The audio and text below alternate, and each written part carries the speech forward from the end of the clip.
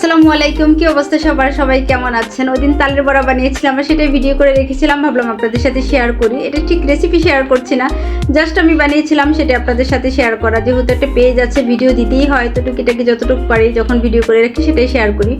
তো আমি তালের বড়া বানানোর জন্য চালের গুঁড়ি তারপরে ময়দা দুটোই সম পরিমাণ নিয়ে নিলাম। আর যে কোনো পিঠাতে তো ময়দাটা একটু দিতেই হয়, ময়দা দিলে পিঠা সুন্দর হয়। তারপর তালের পিউরিটা তো আমি আগে করে রেখেছিলাম।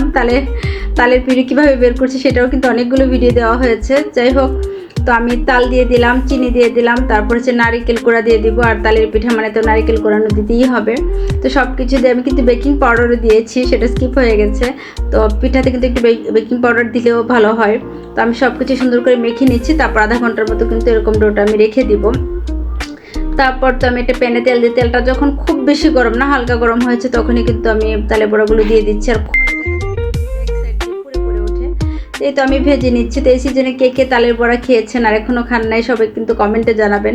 সেই ছোটোবেলায় তালের বড়া খেতাম, আমার আম্মা এত মজা করে বানাতো, তাল দিয়ে বিভিন্ন রকমের পিঠা বানাতো। সে এইরকম বড়া, তারপর হচ্ছে তেলের পিঠা যেটা বলে তালের, ওটা বানাতো, কলা পাতায় দিয়ে একটা বানাতো, ভাপে বানাতো, কত মজা করে। কখনো খেয়ালও করতাম না যে আম্মা কীভাবে বানায়, শুধু অপেক্ষায় থাকতাম কখন বানানো শেষ হবে, কখন খাবো। আর এখন নিজে মা হয়েছি, বাচ্চাদেরকে বানিয়ে খাওয়ার ওই দিনগুলোর কথা অনেক মিস করি। তালের সিজন মানে যে কতদিন যে আমার মা পিঠা বানিয়ে খাওয়াতো, প্রত্যেকের মারাই মনে হয় এরকমই হয়।